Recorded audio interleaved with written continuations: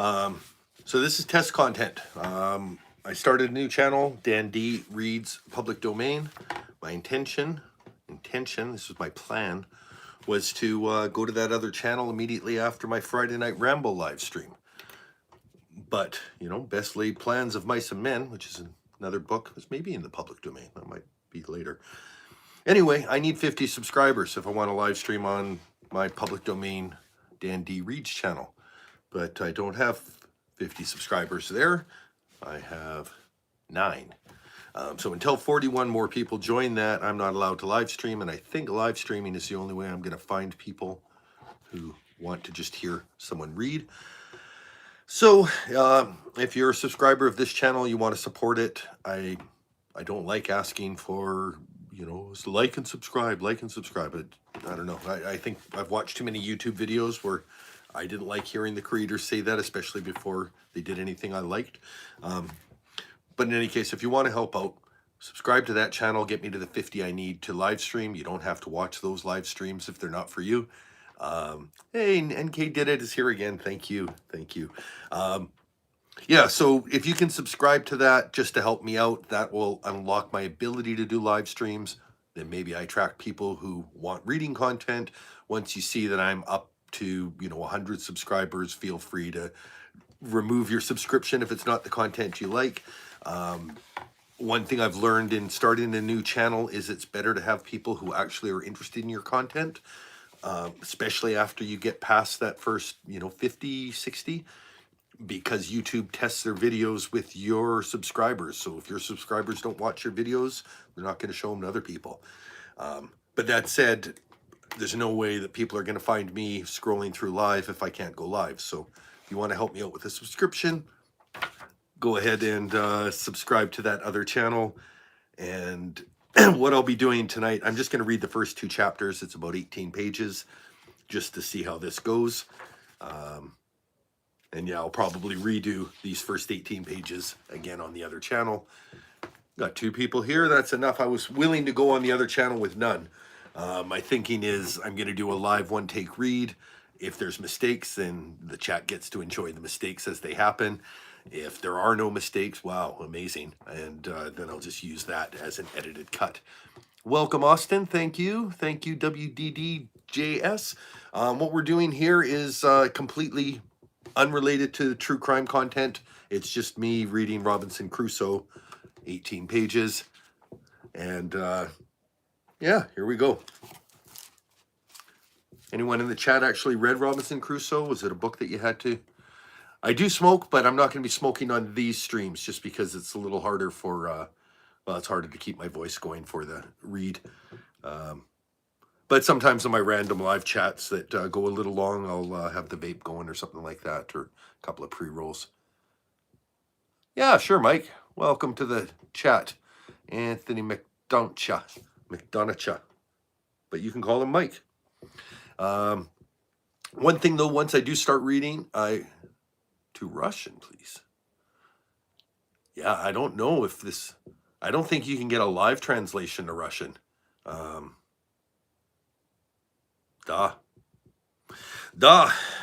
No live translations.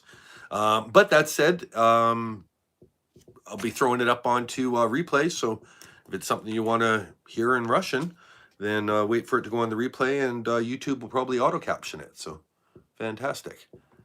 Oh, well, thank you very much, Mike. Mike loves the video, and I'm the best. So all you others who thought that you were near the best, forget it. Mike has claimed I'm the best.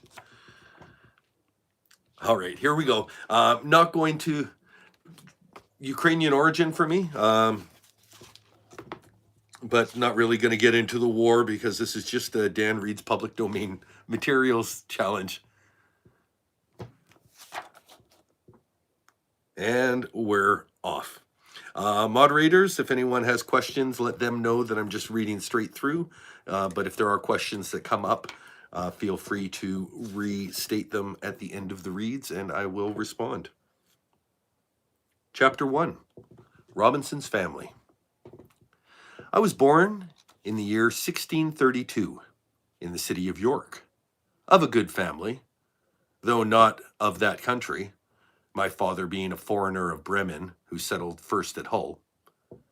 He got a good estate by merchandise, and leaving it off his trade, lived afterward at York, from whence he'd married my mother, whose relations were named Robinson, a very good family in that country, and from whom I was called Robinson Crusoe.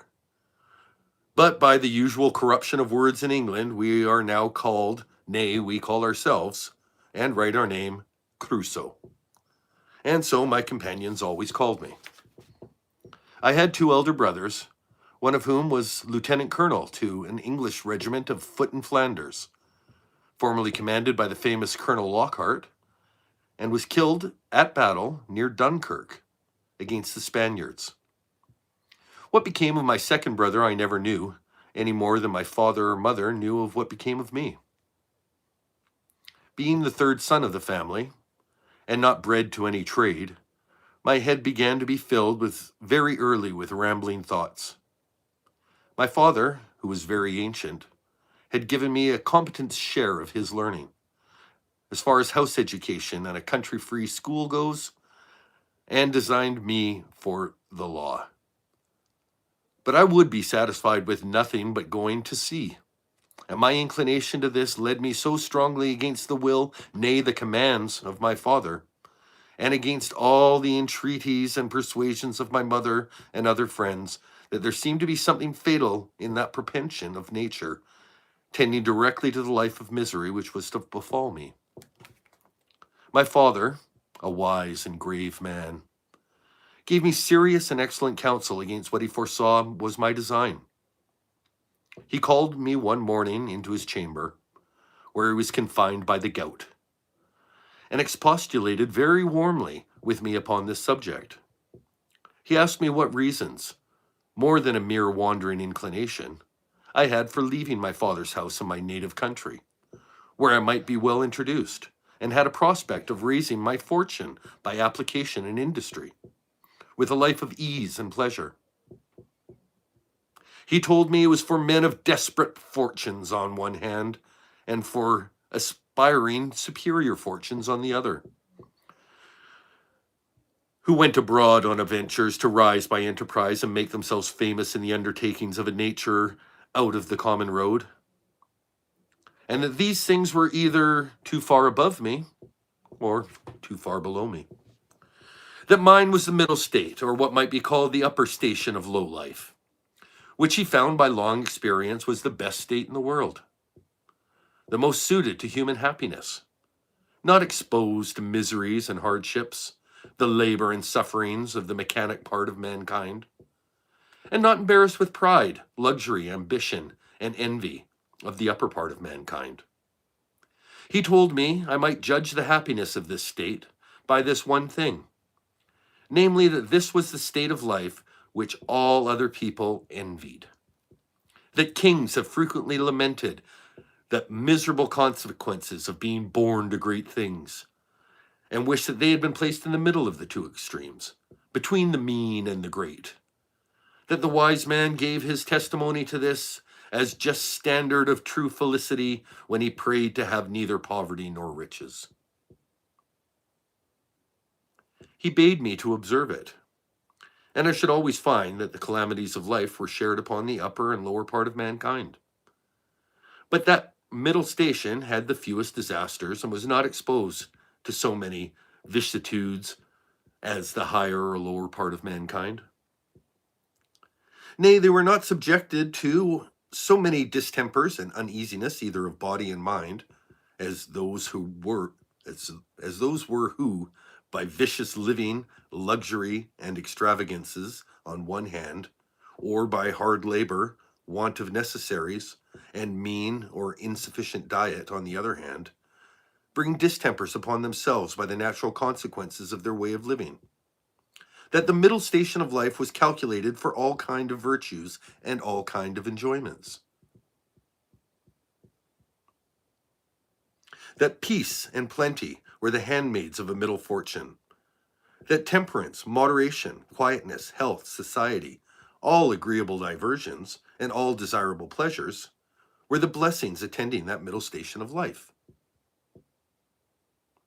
This way men went silently and smoothly through the world, and comfortably out of it, not embarrassed with the labors of the hands of the head, not to be sold to the life of slavery for daily bread, or harassed with perplexed circumstances which rob the soul of peace and the body of rest. Not engaged with the passion or envy or the secret burning lust of ambition for great things, but in easy circumstances sliding gently through the world and sensibly tasting the sweets of living without the bitter feeling that they are happy, and learning by every day's experience to know it more sensibly. After this, he pressed me earnestly and in the most affectionate manner, not to play the young man, not to precipitate myself into the miseries with which nature and the station of life I was born in seemed to have provided against, that I was under no necessity of seeking my bread, that he would do well for me and endeavor to enter me fairly into the station of life which he had just been recommending to me, and that if I was not very easy and happy in the world, then it must be my mere fate or fault that must hinder it, and that he should have nothing to answer for, having thus discharged his duty in warning me against the measures which he knew would be to my hurt. In a word, that as he would do very kind things for me if I would stay and settle at home as he directed. So he would not have so much hand in my misfortunes as to give me any encouragement to go away. And to close all, he told me that I had my elder brother for an example, to whom he had used the same earnest persuasions to keep him from going into the Low Country wars, but could not prevail, his young desires prompting him to run into the army, where he was killed. And though he said he would not cease to pray for me, yet he would venture to say to me that, if I did take this foolish step, God would not bless me, and I would have the leisure hereafter to reflect upon having neglected his counsel when there might be none to assist in my recovery. I observed in this last part of his discourse, which was truly prophetic, though I suppose my father did not know it to be so himself. I say I observed the tears run down his face very plentifully, and especially when he spoke of my brother who was killed, and that when he spoke of my having leisure to repent and none to assist me, he was so moved that he broke off the discourse. He told me his heart was so full he could say no more to me. I was sincerely affected with this discourse, as indeed who could be otherwise, and I resolved not to think of going abroad any more, but to settle at home according to my father's desire. But alas, a few days wore it all off, and in short, to prevent any of my father's further importunities, in a few weeks I resolved to run quite away from him. However, I did not act so hastily neither, as my first heat of resolution prompted, but I took my mother, at a time when I thought her a little pleasanter than ordinary, and told her that my thoughts were entirely so bent upon seeing the world that I should never settle to anything with resolution enough to go through with it, and that my father had better give me his consent than force me to go without it.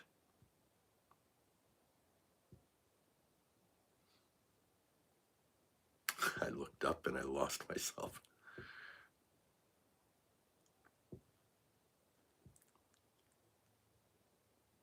Okay, we're going to just start right here. I should never settle to anything with resolution enough to go through with it, and my father had better give me his consent than force me to go without it. That I was now 18 years old, which was too late to go to apprentice, to a trade, or clerk, or as an attorney. That I was sure, if I did, I should never serve out my time, and I should certainly run away from my master before my time was out, and go to sea. If she would speak to my father to let me go but one voyage abroad, if I came home again and did not like it, I would go no more.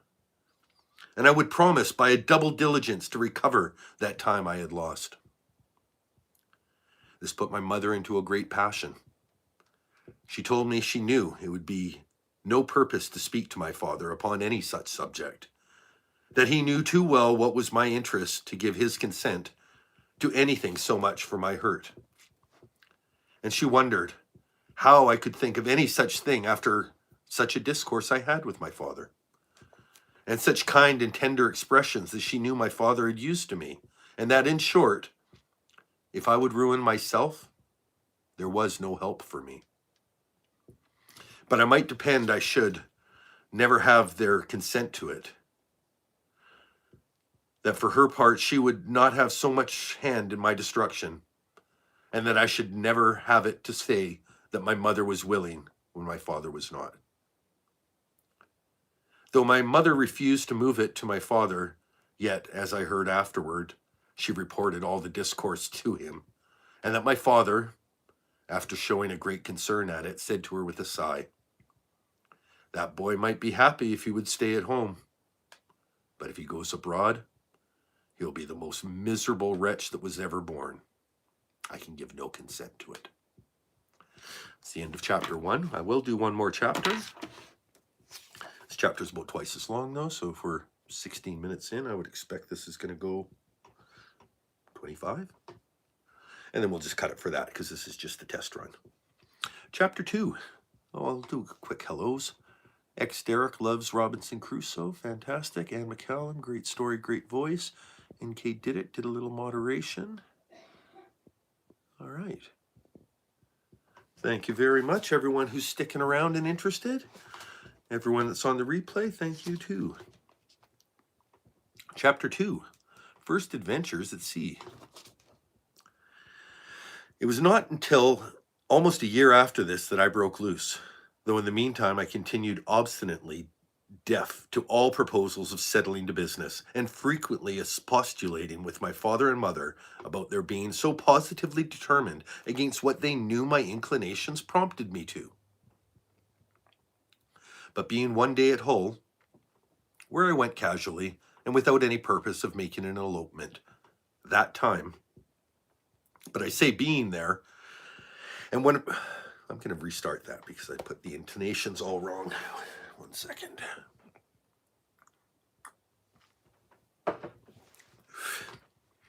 But being one day at Hull, where I went casually and without any purpose of making an elopement that time, but I say being there, and one of my companions being about to sail to London in his father's ship, and prompting me to go with them, with the common allurement of seafaring men, namely, it should cost me nothing for my passage, I consulted neither father nor mother any more, nor so much as sent them word of it, but leaving them to hear of it as they might, without asking God's blessing or my father's, without any consideration of circumstances or consequences.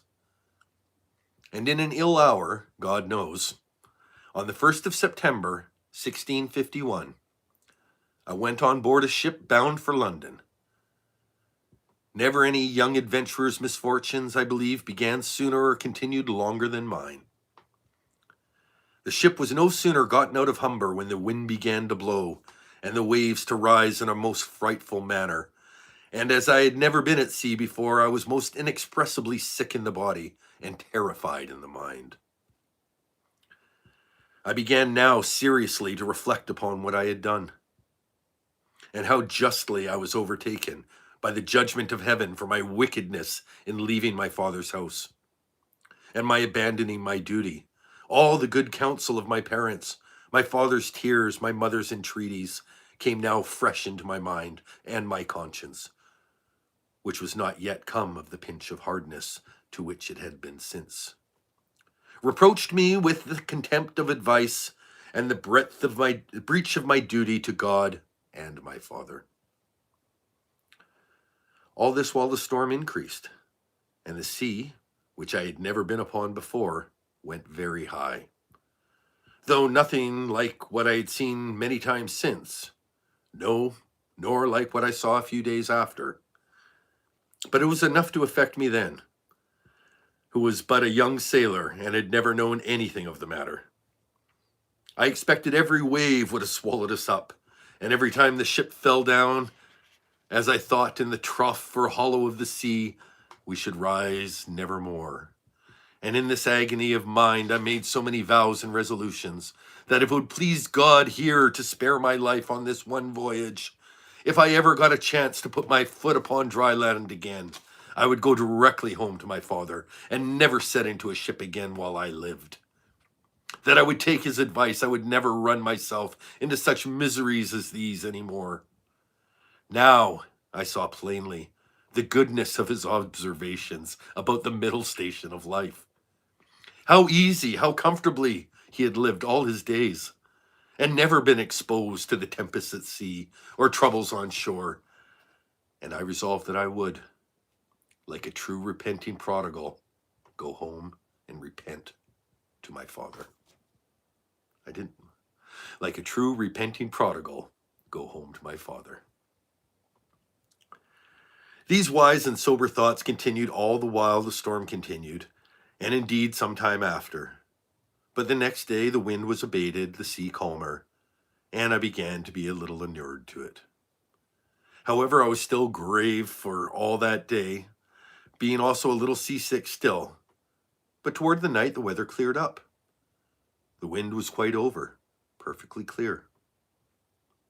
And rose so the next morning, having little or no wind, and a smooth sea, the sun shining down upon it.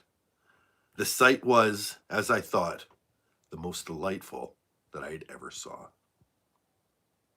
I had slept well in the night, and was now no more seasick, but very cheerful, looking with wonder upon the sea that was so rough and terrible the day before, and could be so calm and so pleasant in so little time after.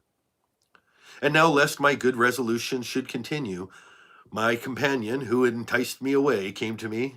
"Well, Bob," he said, clapping me on the shoulder, "how do you do after it? I warrant you weren't frightened, was you? I'm going to have trouble getting some accents from 1600s. How do you do it after it? I warrant you were frightened, want you? Last night when it blew out a capful of wind." "A capful, you call it?" said I. "It was a terrible storm." A storm you will fool. Okay. "A storm, you fool, you," he replied. "Do you call that a storm? Why, it was nothing at all. Give us but a good ship and sea room, and we think nothing of a squall of wind as that. But you're a freshwater sailor, Bob. Come, let us make you a bowl of punch, and we'll forget about all that. Do you see what charming weather it is now?" To make short this sad part of my story, we went the old way of all sailors. The punch was made, and I was made drunk with it. And in that one night's wickedness, I drowned all my repentance, all my reflections upon my past conduct, and all my resolutions for the future. In a word, as the sea was returned to its smoothness of surface, settled calmness by the abatement of that storm, so the hurry of my thoughts being over, and my fears and apprehensions of being swallowed up by the sea being forgotten, and the current of my former desires returned, I entirely forgot the vows and promises that I made in my distress. I found indeed some intervals of reflection, and the serious thoughts did, as it were, endeavor to return again sometimes, but I shook them off. I roused myself from them as if it were from a distemper, and applying myself to drink and company, soon mastered the return of those fits, for so I called them. And I had in 5 or 6 days got as complete a victory over conscience as any young fellow that resolved not to be troubled with it could desire. But I was having another trial for it still, and Providence, as in such cases generally does, resolved to leave me entirely without excuse. For I would not take this for a deliverance. The next was to be such... Start again. For if I would not take this as a deliverance, the next was to be such a one as the worst and most hardened wretch among us would confess to both the danger and the mercy. The 6th day of our being at sea, we came into Yarmouth roads, the wind having been contrary, the weather calm. We had made but little way since the storm. Here we were obliged to come to anchor, and here we lay, the wind continuing contrary, namely at a southwest, for 7 or 8 days, during which time a great many ships from Newcastle came into the same roads, as the common harbour from where ships might wait for a wind across the river. We had not, however, rid there so long, but should have tidied it up the river. But that wind blew too fresh, and after we had lain 4 or 5 days, blew very hard. However, the roads being reckoned as good as a harbour, the anchorage good, and our ground tackle very strong, our men were unconcerned, and not the least apprehensive of danger, but spent the time in rest and mirth, after the manner of the sea, spent time in rest and mirth, after the manner of the sea. But the 8th day in the morning the wind increased, and we had all hands at work to strike our topmasts and make sure everything was snug and close, that the ship might ride as easy as possible.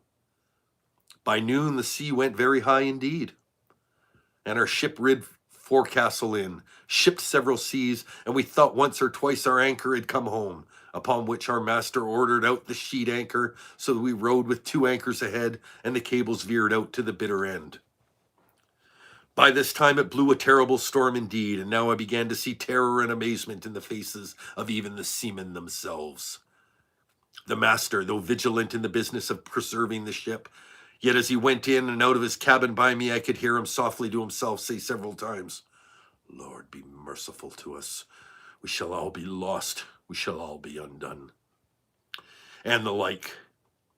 During these first hurries I was stupid, still lying in my cabin, which was in the steerage, and cannot describe my temper. I could ill reassume the first penitence, which I had so apparently trampled upon and hardened myself against. I thought the bitterness of death had passed, but this would be nothing like the first, when the master himself came by me, and as I said just now, and said we should all be lost, and I was dreadfully frightened. I got up out of the cabin and looked out, but such a dismal sight I never saw. The sea went mountains high, and broke upon us every 3 to 4 minutes. When I could look about, I could see nothing but distress all around us. 2 ships that rid near us, we'd found, had cut their masts by the board, being deep laden, and our men cried out that a ship which rid about a mile ahead of us was foundered. 2 more ships, being driven from their anchors, were run out of the roads to the sea at all adventures, and that was with not a mast standing. The light ships fared the best, as not much laboring in the sea, but 2 or 3 of them drove, and came close by us, running away with their only spritsail out before the wind. Toward evening, the mate, the boatswain, begged the master of our ship to let them cut away the foremast, which he was very unwilling to do. But the boatswain protesting to him that if he did not, the ship would founder, he consented, and when they cut away the foremast, the mainmast stood so loose and shook the ship so much that they were obliged to cut her away also and make a clear deck. Anyone may judge what condition I must be in all this, who was but a young sailor, and who had been in such a fright before at but a little. But if I can express at this distance the thought I had about me at that time, I was in tenfold more horror of mind upon account of my former convictions, and the having returned from them to the resolutions I had wickedly taken at first, that I was at death itself.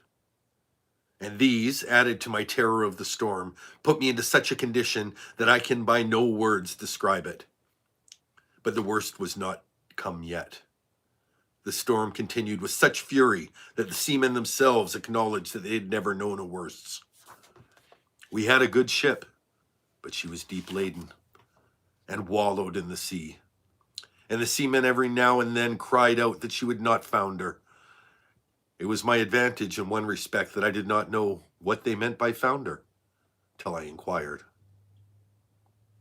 However, the storm was so violent that I saw what is not often seen, the master, the boatswain, and some others more sensible than the rest, at their prayers, and expecting at every moment the ship would go to the bottom.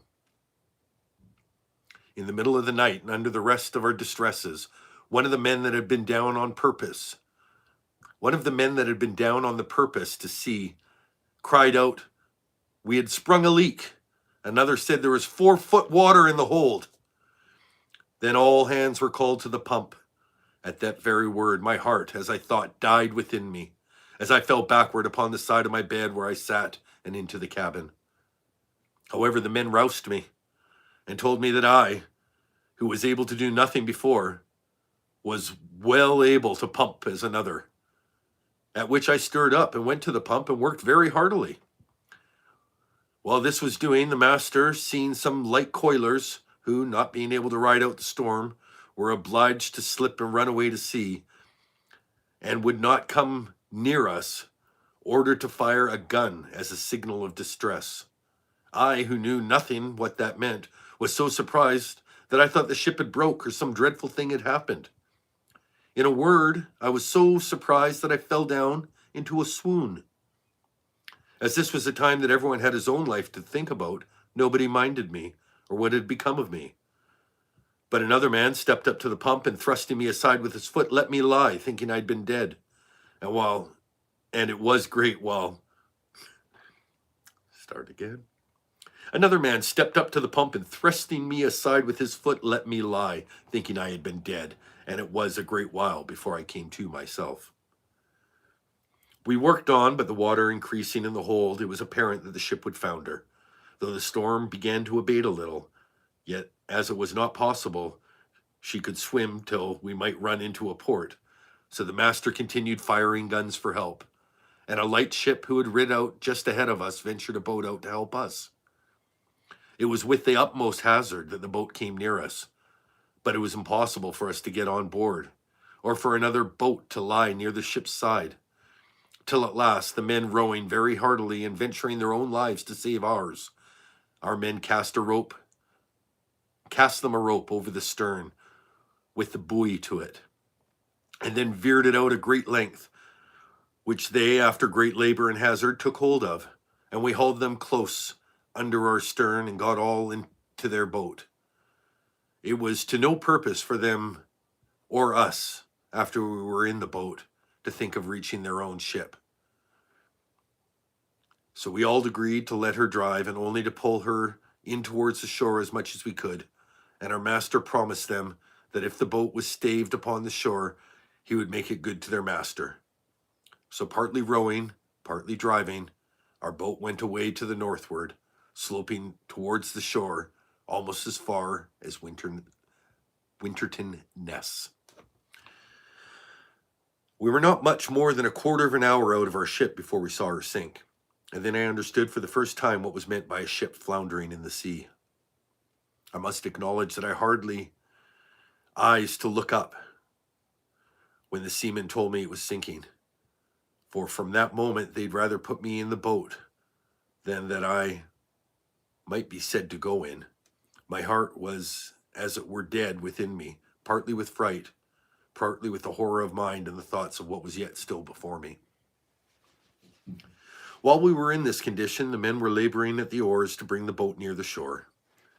We could see, when our boat mounting the waves, we were able to see the shore, a great many people running along the shore to assist us when we should come near. But we made our slow way towards the shore, nor were we able to reach that shore till being past the lighthouse at Winterton. The shore falls off to westward towards Cromer, and then the land broke off a little of the violence of the wind. Here we got in, though not without much difficulty, got all safe on shore, and walked afterwards on foot to Yarmouth, where, as unfortunate men, we were used with great humanity, as well as by the magistrates of the town, who has assigned us good quarters, as by particular merchants and owners of ship, and had money given to us sufficient to take us to either London or back to Hull, as we thought fit. Had I now had the sense to have gone back to Hull and have gone home, I'd have been happy. And my father, an emblem of our blessed Saviour's parable, had even killed the fetid calf for me. For hearing the ship I went away with was cast away in Yarmouth roads, it was a great while before he had any assurance that I was not drowned. But my ill fate pushed me on now with an obstinacy that nothing could resist. And though I had several times loud calls from my reason and my more composed judgment to go home, yet I had no power to do it. I know not what to call this, nor will I get the urge that it is a secret overruling or decree that hurries us on to the instruments of our own destruction, even though it be before us, and that we rush upon it with eyes open.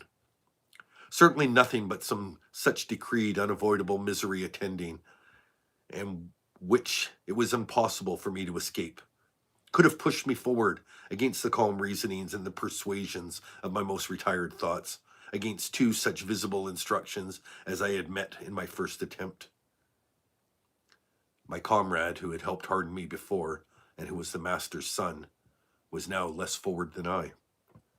The first time he spoke to me after we were at Yarmouth, which was not until 2 to 3 days, for we were separated in town to several quarters. I say the first time he saw me, it appeared his tone was altered, and looking very melancholy, and shaking his head, asked me how I did, and telling his father who I was, and how I had come aboard this voyage only for a trial, in order to go further abroad, his father, turning to me with a very grave and concerned tone, said, "Young man, you ought never go to sea any more. You ought take this for a plain and visible token that you are not to be a seafaring man." "Why, sir," said I, "will you go to sea no more?" "That is another case," said he. "It is my calling, and therefore my duty. But you've made this voyage for a trial. You see what a taste of heaven has given you, of what you are to expect if you persist. And perhaps this has all befallen upon your account, like Jonah in the ship of Tarshish Bay," continued he. "What are you? And on what account did you go to sea?" Upon that I told him some of my story, at the end of which he burst out in a strange kind of passion. "What had I done," said he, "that such an unhappy wretch would come onto my ship? I would not set my foot in the same ship with thee again for 1,000 pounds. However, he afterwards talked very gravely to me and exhorted me to go back to my father, not tempt Providence to my ruin. And he told me I might see a visible hand of heaven against me.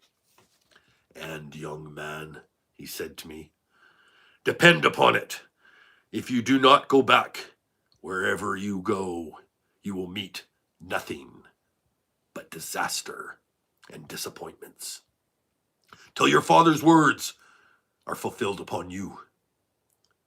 We parted soon after, for I made him little answer, and I saw him no more. Which way he went, I knew not. As for me, having some money in my pocket, I traveled to London by land, and there, as well as on the road, had many struggles with myself.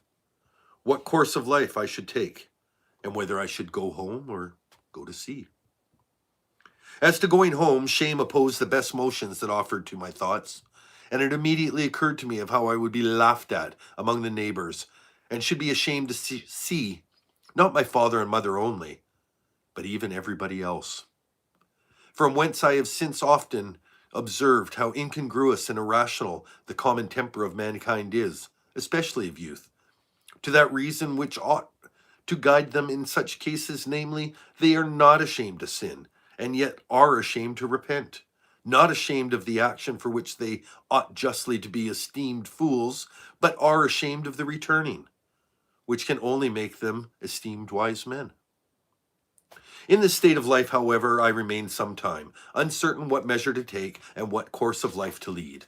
An irresistible reluctance continued to going home as I stayed a while. The resemblance of the distress I had been in wore off, and as that abated, the little motion I had my desires to return wore off with it.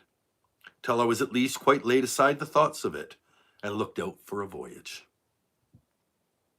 That evil influence which carried me first away from my father's house, that hurried me into the wild notion of raising my fortune, and that impressed those conceits forcibly upon me, as to make me deaf to all good advice, and I say to the entreaties and even command of my father, I say the same influence, whatever it was, presented the most unfortunate of all enterprises to my view. I went aboard a vessel bound to the coast of Africa, or as our sailors vulgarly call it, a voyage to Guinea. It was my great misfortune that in all these adventures I did not ship myself as a sailor, whereby, though I might have indeed have worked a little harder than ordinary, yet at the same time I had learned the duty and office of a foremast man, and in time might have qualified myself for a mate or lieutenant, if not for a master.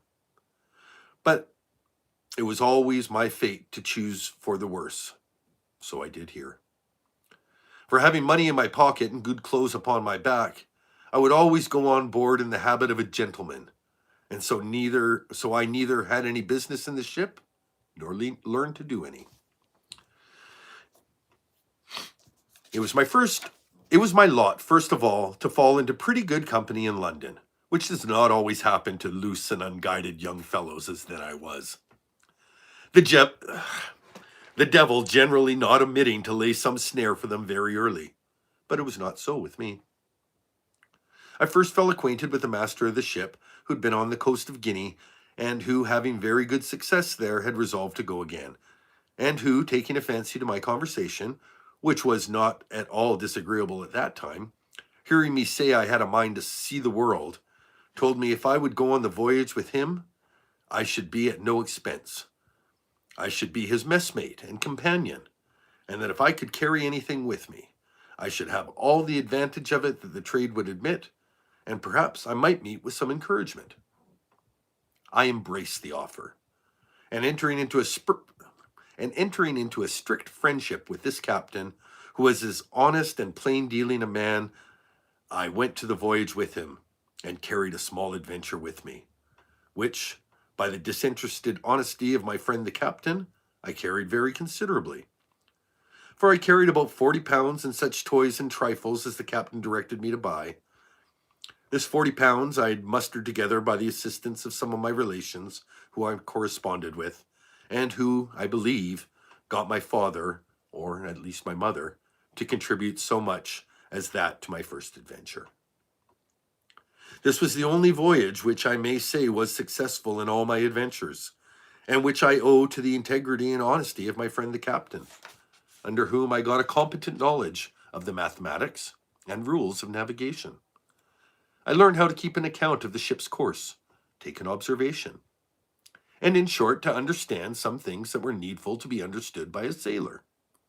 For as he took delight to instruct me, I took delight to learn. And in a word, this voyage made me both a sailor and a merchant. For I brought home 5 pounds 9 ounces of gold dust for my adventure, which yielded me in London at my return almost 300 pounds. And this filled me with those aspiring thoughts which have since so completed my ruin. Yet even in this voyage, I had my misfortunes too. Particularly that I was continually sick, being thrown into a violent fever by excessive heat of climate, our principal trading being on the coast, from the latitude of 15 degrees north, even to the line itself.